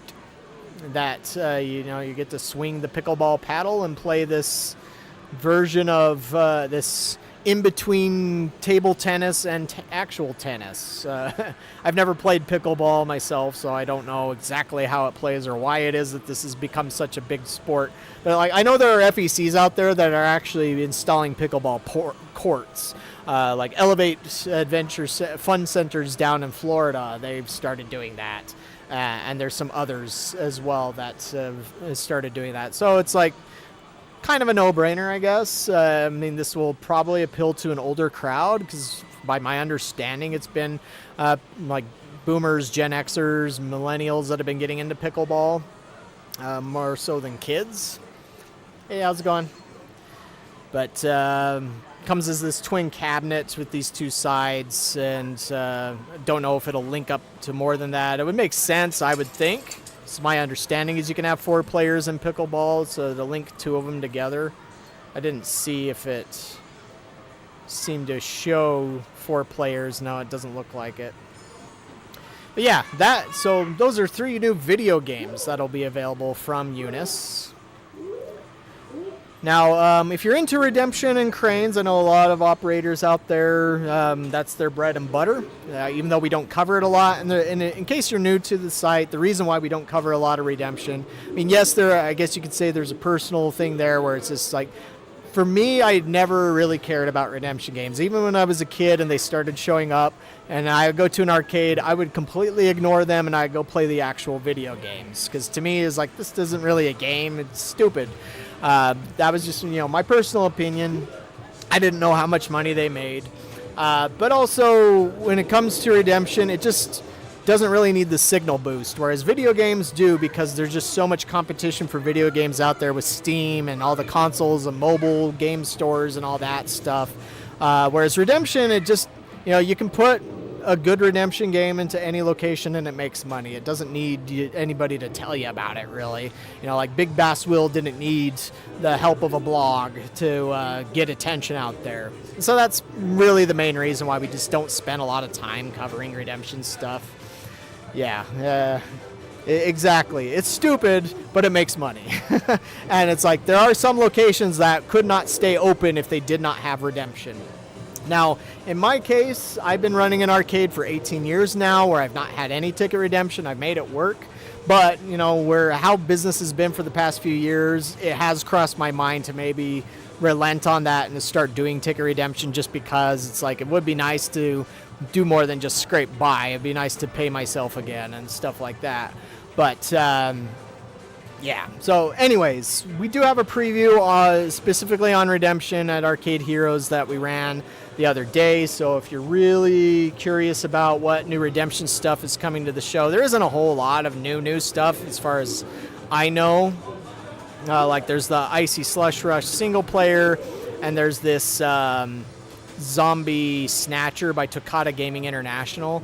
That was, I guess, the one surprise is Toccata was a big thing for like 2014, 2015 with their beer pong games, and then they went quiet for a little bit, and then they came back with Zombie Snatcher, which they did with Ice, and then after that they did the Tommy Waterfalls game, but that didn't seem to do very well, and then they just kind of never heard of them again, and I thought they went out of business. Now, they've been doing other stuff in other industries, but they recently hired somebody who used to work for Ice, and now they're coming back with this Zombie Snatcher. Don't know if they have plans on other stuff, but I'll check it out. The one thing that is unique about this, I guess, is that the pucks inside there all have little miniature LED displays built into them, which looks cool. And I'm sure as a six-player Redemption game, it'll do well. All right, now to the last part of our coverage, and then I'll need to stop anyways so that I save my voice. And it's getting noisy in here now that I have customers and all the games are on. I don't know how well you guys can hear me, but I feel like I'm shouting. So we have virtual, augmented, and mixed reality companies. Now, several years ago, virtual reality, VR, I'll just say, was the big thing. It was supposed to be the savior of the industry.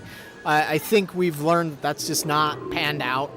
It's too expensive, not only to purchase, but also to continually maintain. The cables are constantly going bad.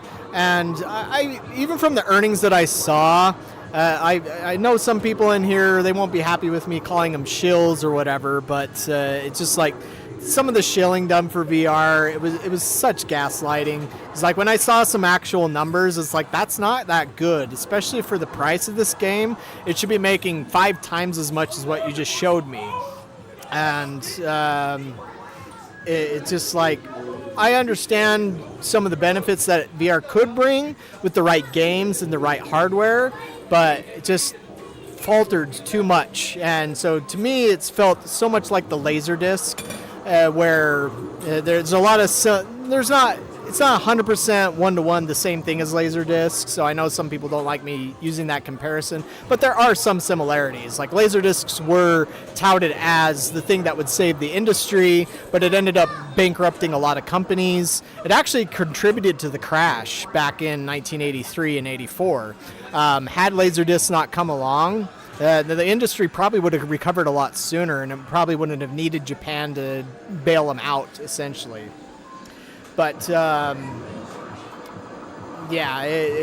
we can see here, the amount of VR companies has greatly diminished from where it was just a few years ago. And so, like, all these companies on here, not all of them are even VR related. Some of them use different technologies. And so, like, mixed reality, I like to use that in the place of, like, projection mapping. And so, like, here we have Excitement Projected Gaming, which I assume is like axe throwing with projectors. Sorry, I don't know if you guys can hear me anymore because I got a lot of guys shouting now. Do I need to adjust my mic volume or not?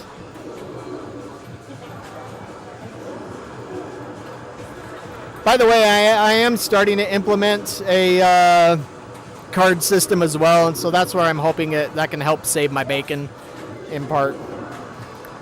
But okay, good to know. We also have like Excitement Projected Gaming, that's probably mixed reality, also known as MXR.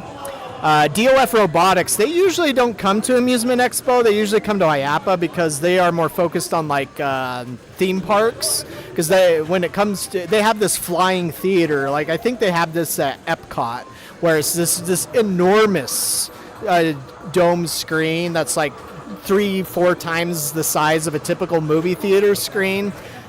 And then you have all these seats that are on these robotic arms, and it moves you around and you feel like you're flying and stuff. So they're actually going to introduce a compact flying theater. It almost sounds like it'll be either a 2 or a 4-seater. And so it'd be interesting to see that there. And they just sent out an email this morning saying that that's what they're bringing to Amusement Expo. One of the few VR ones would be Insta VR Arena, which is supposed to be like this easy to set up VR arena with wireless VR headsets. I don't know what kind of content that they have for it, but like that's kind of the problem too with VR. It's like if I see another zombie VR shooter, I'm just gonna roll my eyes and scroll on to the next thing, because it's like it's not gonna save the industry having yet another zombie VR game. But for whatever reason, it seems like developers just can't get enough of zombie VR shooters. It drives me crazy. There's Rylix, I mentioned them earlier, the Brazilian company that's done those non-motion VR coasters, which have been pretty popular because they were fairly inexpensive. They showed up in a lot of places. Every time I came across one out there in the wild, though, they never were working.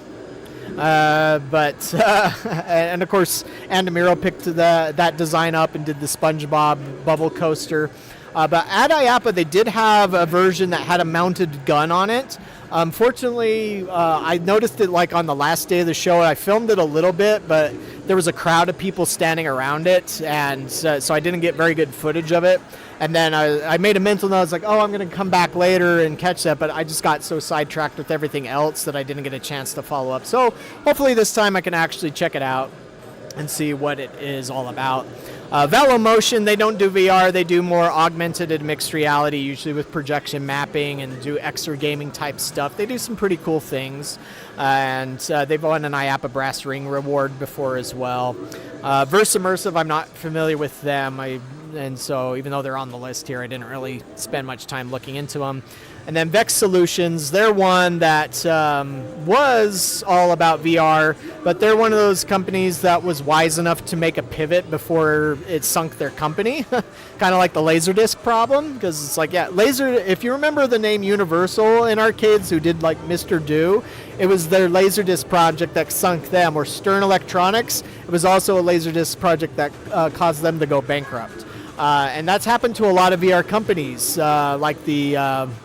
what was that, Overdrive or something like that? That was at IAAPA a few years ago, or V-Arsenal, and there's a bunch of others that have been out there. But if you didn't pivot to something else that wasn't VR, then you probably went out of business, or a lot of them have gone out of business. Not all of them, to be fair, but here is the pivot that Vex Solutions has done, which is using those mini LED panels, or micro LED panels, sorry, along with Azure sensors to be able to create the Vex Party Dash, which is a very cool piece.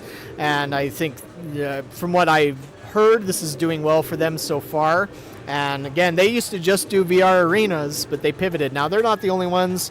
There's another one out of Romania called Inowise. They're actually not at Amusement Expo this year. They were, I think, at the past 2 or 3 Amusement Expos, but they're just, they're not there. But they're another one that did a pivot early on with their Cubics immersive game room. And by all accounts, that's done much better for them than their VR arenas ever did.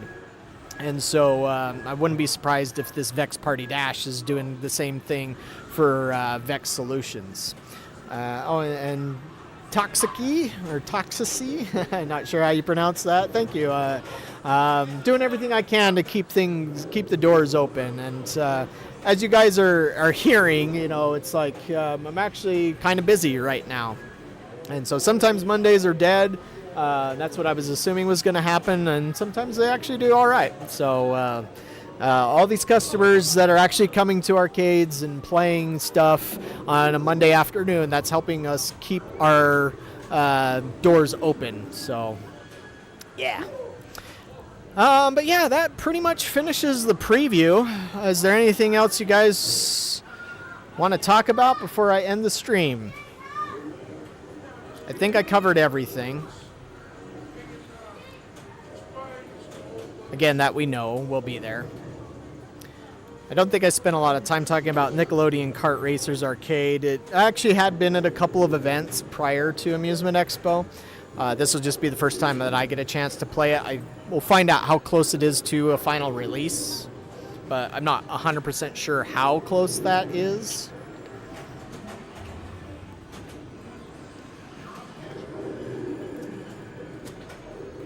Well, I guess that'll do it for us. I need to save my voice anyways. But yeah, I will be there for both days of the show. I actually, I think I'll be able to get in maybe a little bit earlier and check some things out. So stay tuned to both the site as well as the channel. On the site, we're going to have some scheduled posts that will go out for the 3 games that are supposed to be available or known about on starting on Wednesday. The 2 from Exa Arcadia, the 1 from Blue Motion Games. Stay tuned to the YouTube channel as well, as I'll be grabbing as much footage as I can, and if I can get multiple levels of stuff on different games, that's what I'll try and do. And of course, any surprises, there's that. I will try as best as I can to keep you all updated through the Arcade Heroes social media, although usually it's easiest for me to post stuff on Discord. So if you're not familiar with the Arcade Heroes Discord, there should be a link on arcadeheroes.com that can take you there. And then that way you can see what's posted. Just go to the Trade Show Time channel. That's likely where I'll post most stuff. And yeah, thank you for watching. Thank you guys for your support of the site and everything there. And yeah, going to be a fun week. So, and then hopefully this will all be a good omen going into the summer. I mean, I've heard from different operators out there, not just from seeing my own performance here, but other operators, that the end of last year, beginning of this year has been a bit rough for them. And of course, as I've mentioned many times, that's kind of been the story for the past few years. It's just, ever since inflation really went out of control for a while there, this industry in particular just hasn't really recovered from that, just because pricing on all the games is very high. How people have come in and supported the arcades has been very uneven. Some of that, I think, has been coming out of how movie theaters have been performing or underperforming. I can't remember if it was I think it was last year or it was the year before. It was like the worst October in like 90 years or something for movie theater ticket sales. Now, I did see something that gave me a little bit of hope, where apparently Universal Studios is going to extend the amount of time that they have movies in theaters before they go to streaming, which the reason why I think that's a good thing is because when the consumer knows that something's going to go to home very quickly, oftentimes they're like, why am I going to spend $50 to $100 to go watch a movie? I don't care about the movie viewing experience when I have, a projector at home, or I have a 100-inch TV at home and a surround sound system anyways. So I'll just wait for it to come out on streaming. But it's like, if movies are in the theater for a longer period of time, that helps out the businesses that happen to be around theaters. Now, I know not every arcade is near a theater. In my case, I am. There's an IMAX theater that's just walking distance down the hall inside the mall here. And generally speaking, if there's a movie that's out that's bringing people to the mall, particularly a family movie, then I'm doing well. And so anything that can help the movie theaters out, then I hope for that. Now, of course, that has meant Hollywood needs to produce better movies. They've made a lot of slop lately. And so, and of course, there is operating an arcade inside of a movie theater. But yeah, it's very tough to do. But, generally speaking, if movie theaters are doing well in general, then oftentimes that seems to correlate with arcades doing well in general, just because people are going out to have fun and going out to do things and such. And so hopefully the new content that we're getting for the arcades that launches here at Amusement Expo, combined with what's launched through IAPA, is something that does really well for the industry going into this summer, and that things start to turn around and pick up from where they've been. But again, thank you guys for hanging out for the past, how long has this been? 2 hours. So a little bit longer than I expected. But that's thanks to there actually being some new content to talk about. If there was just one new game launching at the show like there was at Amusement Expo 2013 or something, then this would have been over in 10 minutes. But yeah, we'll stay tuned, and we'll see you guys around. Thank